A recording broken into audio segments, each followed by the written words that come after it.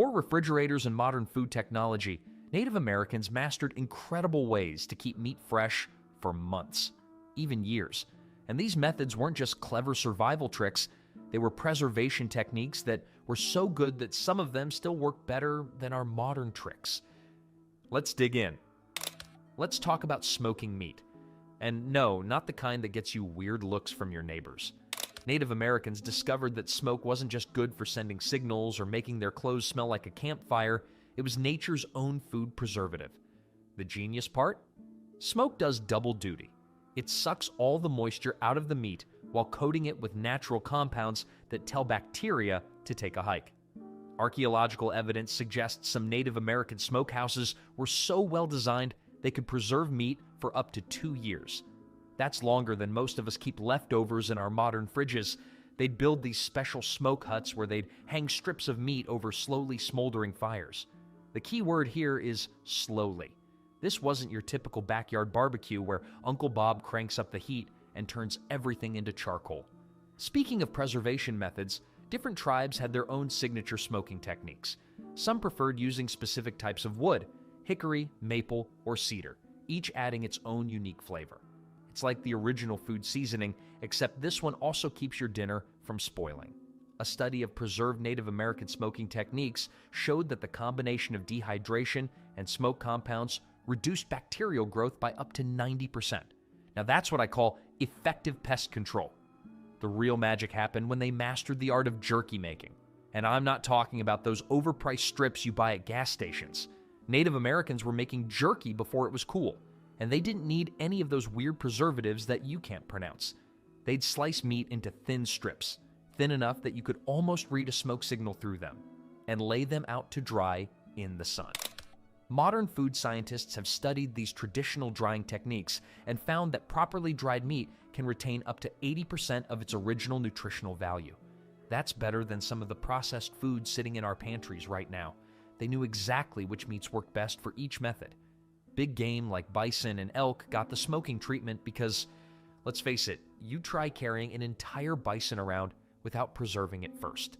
Smaller game like rabbit and turkey were perfect for drying into jerky because they were already portion-sized and ideal for those long hunting trips. It's like they invented the first travel-sized meals minus the plastic packaging and questionable ingredients. These methods weren't just effective, they were practical. No electricity, no fancy equipment, just careful observation of what worked and what didn't. Native Americans noticed that meat dried better on windy days, so they'd often set up their drying racks in breezy areas. They also figured out that smoking meat in cooler weather worked better than in summer heat, probably because nobody likes working around a hot fire when it's already scorching outside. But it gets interesting when some tribes get creative with their preservation spots. They'd build special platforms high up in trees to keep their drying meat away from hungry animals. Picture yourself climbing up to check on your food storage only to find a bear having an all-you-can-eat buffet. Not exactly the dinner guest you were expecting. Some tribes even developed specific roles for their best meat preservers, kind of like having a master chef, except this chef's specialty was making sure the whole village had food for the winter. And what's fascinating is that these techniques were so effective that early European settlers actually adopted many of them. That's right. While they might have turned their noses up at some Native American customs, they couldn't argue with success when it came to keeping meat edible for months on end. In fact, some of these smoking and drying techniques are still used today by artisanal meat producers who want to avoid artificial preservatives. Speaking of preservation methods, this whole smoking and drying business was just the beginning. Those clever Native Americans had another trick up their sleeves. Remember those fancy protein bars at the health food store that cost more than your lunch? Well, Native Americans invented something way better centuries ago. While smoke and sun did their part in preserving meat, Pemmican was the real champion of survival food, and it didn't even need a fancy wrapper or marketing campaign. The recipe sounds simple enough. Take some dried meat, pound it into powder, mix it with melted fat, maybe throw in some berries if you're feeling fancy. But here's the kicker. This stuff could last for decades. Not years, decades. We're talking about food that could outlast your mortgage payments. Making pemmican wasn't just throwing ingredients together like your aunt's mystery casserole. Native Americans perfected this process through generations of trial and error. First, they'd pick the right meat, usually bison, elk, or deer. These animals had the perfect balance of lean meat and fat, unlike that skinny rabbit that would turn your pemmican into something resembling dried shoe leather. Each tribe had their own special techniques passed down through generations, much like your grandmother's secret recipes, except these recipes could save your life in the wilderness. A typical pemmican recipe used a ratio of 50% powdered meat to 50% rendered fat. That might sound like a cardiologist's nightmare today, but this ratio wasn't random. Native Americans figured out that this exact balance created the perfect seal against air and moisture, which are basically food preservation's worst enemies. Modern food scientists have confirmed that this ratio maximizes both preservation time and nutritional value. Those ancient food experts knew their stuff. Recent studies have shown that properly made pemmican can maintain its nutritional value for up to 50 years when stored correctly. The process was like an assembly line before assembly lines existed. While some people dried and pounded the meat, others rendered the fat until it was pure enough to prevent spoilage. They discovered that using kidney fat or sweat worked better than regular body fat. It had a higher melting point that kept pemmican solid even during summer travels. And we're not talking about small-scale production here. Some tribes could process thousands of pounds of meat in a single hunting season. 1 pound of pemmican packed about 3,500 calories. That's like eating 3 large pizzas, except this actually kept you alive on long hunting trips instead of just making you regret your life choices the next morning. Warriors and hunters could survive for weeks with just a small bag of pemmican and some water. Try doing that with your protein shake. Historical records show that Native American runners could cover up to 50 miles a day, fueled primarily by pemmican, making modern energy gels look pretty weak in comparison. The true genius of pemmican wasn't just its staying power, it was its versatility. You could eat it as is, cook it into a stew, or melt it into a sort of prehistoric energy drink. Some tribes even developed different recipes for different seasons. Winter pemmican might include more fat for extra calories, while summer versions often included dried berries for extra vitamins and better taste. Archaeological evidence suggests that some tribes developed over 20 different pemmican variations, each designed for specific purposes or seasons. Trade records from the 1800s show that pemmican became so valuable it was literally used as currency among some tribes. Imagine paying your bills with food that doesn't go bad. And when European fur traders discovered pemmican, they went absolutely nuts for it. Soon, entire pemmican trading networks sprang up. Some Native American tribes became the equivalent of prehistoric food manufacturing giants, producing thousands of pounds of pemmican for trade. Historical documents from the Hudson's Bay Company show that some trading posts would store up to 20,000 pounds of pemmican at a time. But here's something most history books don't tell you. Pemmican actually sparked a war. No joke, the Pemmican War of 1814 to 1816 started when the governor of the Red River Colony tried to stop pemmican exports. It turns out people get really angry when you mess with their food supply, especially when that food supply has kept their families alive for generations. While pemmican revolutionized food preservation and trade, sometimes you needed to store fresh cooked meat for shorter periods. Before the days of plastic containers with lids that mysteriously vanish into the same dimension as missing socks, Native Americans had already mastered the art of leftover storage. Their secret weapon? A combination of clay pots and animal fat that worked better than those expensive containers you're still waiting for your neighbor to return. The basic concept was brilliantly simple. Take your cooked meat, pack it into a clay pot or bark container, then seal the top with a thick layer of rendered animal fat. It's like putting a lid on your leftovers, except this lid actually kept bacteria out instead of just making your fridge look more organized.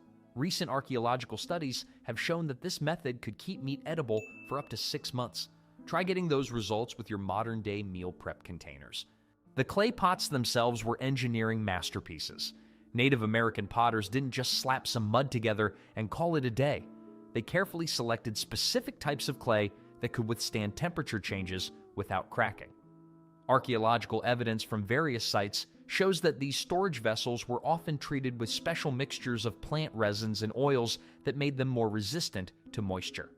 One study of preserved pots found that some tribes even developed a type of natural waterproofing that rivals modern ceramic glazes. But the magic happened with the fat seal. they discovered that certain animal fats worked better than others. Bison and bear fat were particularly prized because they had higher melting points, meaning your meat wouldn't start leaking during the first warm day of spring. Tests on recreated storage methods have shown that a properly rendered fat seal could reduce bacterial growth by up to 95% compared to unsealed containers. That's better than some modern preservative methods. Some tribes took this storage game to the next level by burying their fat-sealed containers underground. Smart move. The constant cool temperature of the earth acted like a natural refrigerator. Soil samples from ancient storage sites have revealed that these underground spots maintain temperatures between 35 to 45 degrees Fahrenheit year-round. Modern root cellars use the exact same principle, just with fewer clay pots and more canned green beans. The variety of foods they preserve this way would put your meal prep to shame. Besides regular meat, they preserved delicacies like beaver tail. Yes, that was considered the bacon of its time. Everyone wanted it. Bear fat was especially valued, not just for sealing, but for eating too. One container of preserved bear fat could provide enough calories to feed a family for a week. Talk about efficient packaging. These storage methods weren't just about preservation, they were about survival. Written accounts from early European traders describe entire communities making it through harsh winters thanks to their stored meat supplies. One fascinating record from 1792 mentions a village that survived a 3-month hunting drought using nothing but their preserved meat stores. The trader noted that the meat was as fresh as if newly killed. High praise from someone who probably expected to find something resembling beef jerky. Different regions developed their own variations based on local resources. Coastal tribes often used fish oil for sealing, while plains tribes preferred bison fat. Some groups in what's now the American Southwest even developed special clay pots with ridged rims that created a better seal with the fat layer. Archaeological finds suggest these designed vessels could extend preservation time by an additional 2 months compared to standard pots. But here's a fact that might make you feel better about your own cooking experiments. Even Native Americans sometimes got it wrong. Archaeologists have found plenty of failed storage pots, complete with cracks and improper seals. They learned from their mistakes, though, constantly refining their techniques until they had it down to a science. It's like your grandmother always said, practice makes perfect, especially when your winter survival depends on it. Speaking of storage solutions, while fat-sealed pots work great for regular meats, sometimes you needed to think bigger, much bigger. Got a big haul from your latest hunt? Before modern freezers came along, Native Americans faced this challenge regularly. Their solution? They turned the earth itself into one giant refrigerator. Modern archaeologists have uncovered thousands of these ancient storage pits across North America, some large enough to hold meat from several full-grown elk. Talk about thinking big. The science behind these underground meat lockers was surprisingly sophisticated. At about 6 to 8 feet deep, the ground maintains a steady temperature of around 50 to 55 degrees Fahrenheit year-round. That's warmer than your fridge, but cool enough to significantly slow down meat spoilage. Recent studies of these ancient storage methods have shown that properly constructed pits could keep meat edible for up to 3 months in warmer seasons. Not bad for a hole in the ground. The construction of these pits wasn't just dig and dump. Native Americans lined them with specific materials in carefully planned layers, like the world's most practical lasagna. First came a layer of grass or bark to prevent direct soil contact. Then they'd add alternating layers of meat and insulating materials. Archaeological evidence shows they often used particular types of grass and leaves known for their natural antimicrobial properties. One excavated pit in the Midwest contained traces of sweet grass, which we now know contains natural compounds that help prevent bacterial growth. In colder regions, these pits transformed into natural deep freezers. The ground would freeze solid, perfectly preserving whatever was stored inside. Some tribes in what's now Canada developed a technique of creating ice layers between meat layers, basically inventing the chest freezer about 800 years early. When European explorers first encountered these frozen meat caches, they were amazed to find perfectly preserved game that had been stored for months. But location was everything. Like modern real estate, it was all about location, location, location. Tribes would carefully choose spots for their storage pits based on soil type, drainage patterns, and even wind exposure. They knew that sandy soil drained better than clay. Nobody wanted their winter meat supply sitting in a puddle. and that north-facing slopes stayed cooler. Some archaeological sites have revealed entire pit neighborhoods, dozens of storage pits carefully arranged based on the local landscape. The size of these pits could get pretty impressive. The largest discovered so far could hold up to 2,000 pounds of meat. That's like parking a small car underground, except this one you could eat later. And yes, someone actually calculated that. A study of storage pit volumes across different regions showed that northern tribes typically built larger pits, probably because the colder climate meant they could store meat longer. But it wasn't just about digging holes. These pits needed maintenance and management. Tribes developed complex systems for rotating their meat supplies, kind of like how we check expiration dates today. Except their version didn't involve squinting at tiny printed numbers. They used marker sticks to track storage times and had specific rules about when to open which pits. Some tribes even appointed pit keepers, basically prehistoric inventory managers who kept track of everything stored underground. You might wonder about unwanted visitors. After all, a pit full of meat sounds like an all-you-can-eat buffet for local wildlife. Native Americans had that figured out too. They'd often cover pit openings with heavy stones and build special markers that were obvious to humans but not attractive to animals. Some tribes even planted certain types of plants around their storage areas that naturally repelled wildlife. Pretty clever way to keep the neighborhood bears from raiding your winter stash. Of course, sometimes things didn't go according to plan. Archaeological evidence suggests that about 1 in every 10 pits failed due to various reasons: flooding, animal intrusion, or improper sealing. But considering they were working without modern technology, that's a pretty impressive success rate. It's better than my track record with keeping leftover takeout edible in the fridge. While underground storage worked great for keeping meat cold, some tribes developed even more interesting preservation methods. In fact, their next technique might make your stomach turn a bit. But trust me, it's a fascinating process that turns simple fish into a delicacy that would last for months. You might turn your nose up at the idea of eating controlled rot, but fermentation was one of Native Americans' most brilliant preservation techniques. Before you say gross, remember that cheese is basically fermented milk, and you probably ate some on your pizza last night. The difference? Native Americans applied the same principle to fish and meat, creating preserved foods that could last through the harshest winters. The process started with catching fish, usually salmon or other fatty fish, that were perfect for fermentation. These fish would be buried in special pits lined with grasses and leaves, then left to ferment under carefully controlled conditions. The science behind this is fascinating. Beneficial bacteria would break down the fish while preventing harmful bacteria from growing. Modern microbiologists have studied these traditional fermentation pits and found they created the perfect environment for good bacteria, maintaining a pH level between 4.2 and 4.8, exactly what you need for safe fermentation. But this wasn't just a random burial. Different tribes developed specific techniques based on their local climate and available ingredients. Coastal tribes often added seaweed to their fermentation pits, unknowingly introducing natural compounds that helped preserve the fish even better. Recent studies have shown that these seaweed additions provided iodine and other minerals that actually enhance the preservation process. Who needs fancy food additives when you've got seaweed? The timing had to be perfect too. Too short, and the fermentation wouldn't protect the food properly.